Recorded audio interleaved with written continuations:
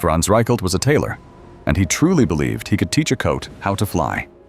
He lived in Paris in the early 1900s, when airplanes were still new, and the whole world felt full of strange ideas that might change everything. Some people built cars, some people chased faster engines, and Reichelt looked at the sky and thought a simple suit could save a falling person. He wanted to make a kind of wearable parachute, something a pilot could put on without carrying a huge, heavy pack.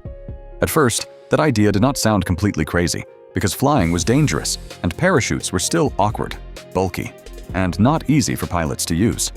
Reichelt spent his own money making prototype suits with folds of fabric sewn into a thick coat shape. He tested some of them with dummies, but the results were not good.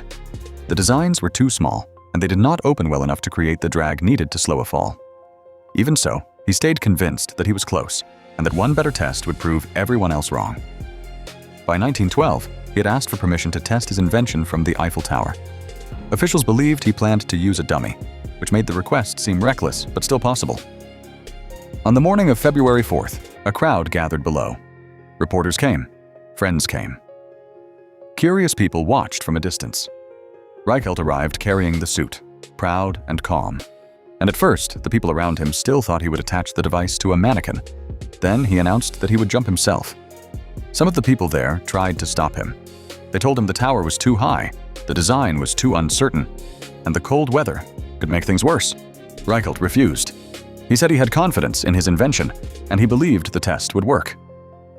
He climbed to the first platform of the Eiffel Tower, about 57 meters above the ground, wearing the heavy parachute coat that he had designed with his own hands.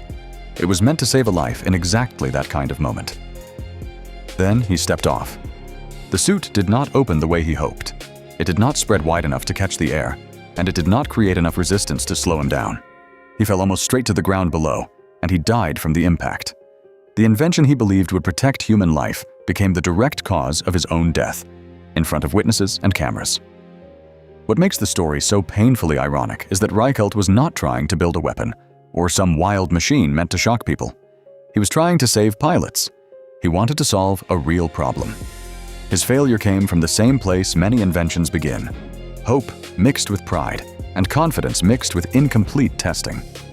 He believed so strongly in the thing he made that he trusted it with his own life before it had truly earned that trust. His jump became one of the most famous tragic moments in early invention history, partly because it was filmed, and partly because it captured something very human. A person can be smart, creative, serious, and still be terribly wrong. Sometimes the danger is not evil intent or bad luck alone. Sometimes the danger is believing that one good idea must be ready, just because you want it to be ready. Reichelt wanted to become the man who made flying safer. Instead, history remembers him as the tailor who died wearing his own unfinished dream. If you want more strange true stories from history, stay with me for the next one.